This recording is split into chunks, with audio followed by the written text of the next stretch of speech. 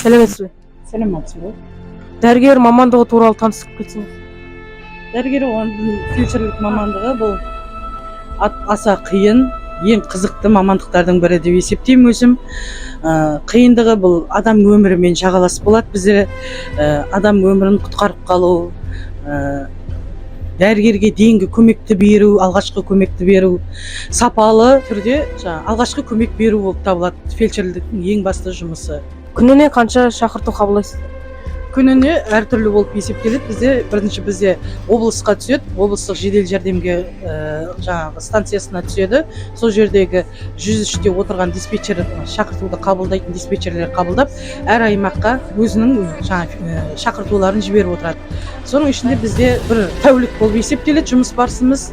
Бір тәулікте осы 40 ауылы бойынша 10-нан 15-ке дейін соның ортасындағы әртүрліше шақыртулар түседі.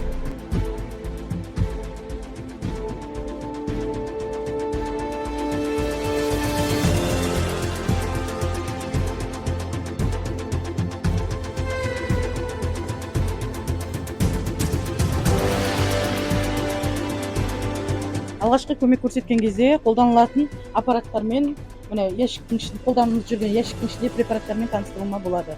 Ең әуелі бізде ауыр науқастардың кезінде, ауыр науқастарда ең бірінші каталкамыз бұл.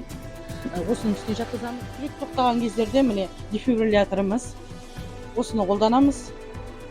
Жүрек ақаулары болған кездерде.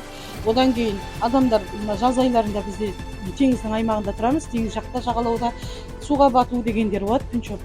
Сондай кездерде атсосымыз дайын тұр. Атсоспен ауыз қуыстарын тазалаймыз. Фельдшер орта медициналық білімі бар медицина қызметкері болып табылады. Фельдшер мамандығы өте жауапты және маңызды. Өйткені ол адам өмірін сақтап қалу үшін жиі алғашқы жедел жәрдем көрсетуге мәжбүр болады. Фельдшердің жұмысы жемісті болу үшін оның медицинаға деген қызығушылығы үнем адамдарға көмек көрсетуге дайын болуы маңызды.